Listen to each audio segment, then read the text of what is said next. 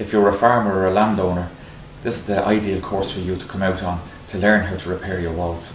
The first thing that what we're going to do here is just to remove the old wall away out, because it's in bad disrepair.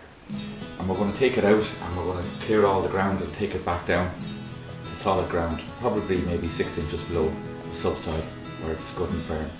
And you know, you don't need concrete or anything like that in the foundations, because of the width of the wall, you know, that's enough strength for to hold the wall up, if you like.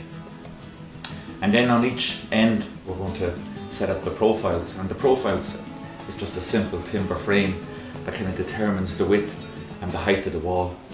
And I suppose, like in this instance here, you can see the girth of the wall is about 700 wide, and we've made the top about 500 wide. So they're put into place and they're plumbed and they're lined up, and then we'll attach the string lines to it. And we'll work to the string lines all the time, and in this instance here now we're going to maybe keep the string lines about maybe 6 inches up off the ground so we can sight the stone in a lot easier. And we're going to start, I suppose, with the big stones, and we lay them in the foundation. And we use the big stones at the bottom, I suppose, because of the weight of them, and they're going to give the wall a bit of strength. And we always build them lengthways in. You know, you might be tempted with the lovely face that you see here and face it out, but you have to think of the integrity of the wall.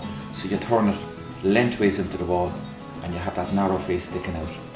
And that's pinned, so any kind of rock that you can see in it there, you put a pinning in underneath it. And when you insert the pinning in, you put it in and you make sure it doesn't stick out past, because if any weight goes on that, it's going to put force on that stone. So everything is put in, you know, with it's hand placed. It's not going to move again, and you have that, I suppose, conviction there that it's going to stay there forever. And as we go along, we're going to lay the stones, and we come in from the other side, and we always go at least halfway into the wall, but not more than 2/3 of the width, because if you go in too far, you know, you're not going to be able to build at the back of the wall. So you can see there these gaps that are in it, and what we're going to do is fill in between them stones. And what we use there is what we call hearting. And hearting it's a very important part of the wall. It's a part that's often neglected. People just fire it in, but again, that has to be hand placed. Big stones put in to fill up the big gaps, and then smaller stuff put in around it. So that is the binder of the wall, if you like, and giving it great strength and tying the whole thing together.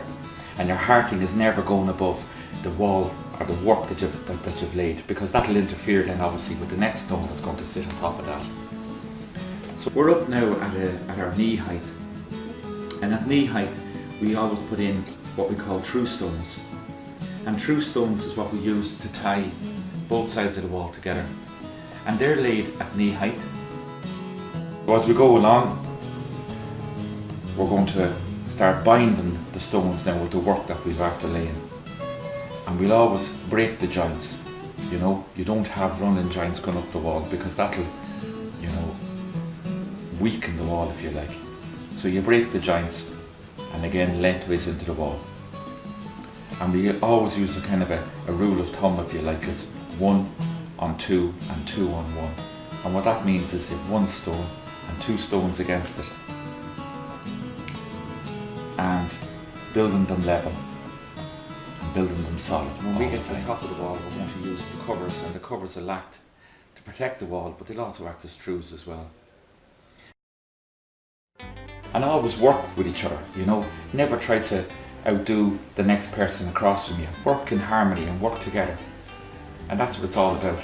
And constantly communicate with each other, and it brings a kind of a lovely flow and a feel to the wall as you go along, and people kind of start becoming familiar with each other and friendly, and start as I suppose an element of trust there, if you like, you know, and a cooperation, a method, as we would call it.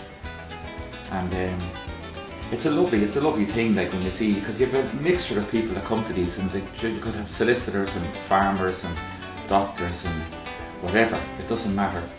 It's just this, I suppose it's a something that we're all familiar with. I think our grandparents or our ancient ancestors built these walls. Well, I suppose you can see here that at the end, you know, the product that's left. And the Dry Stone Walling Association have a great website there that you can log on to and learn about where the courses are going to be on around the country in the different festivals. And Knots as well is an organisation in Drumshanbo and Leitrim, and they're a great help for this kind of thing as well.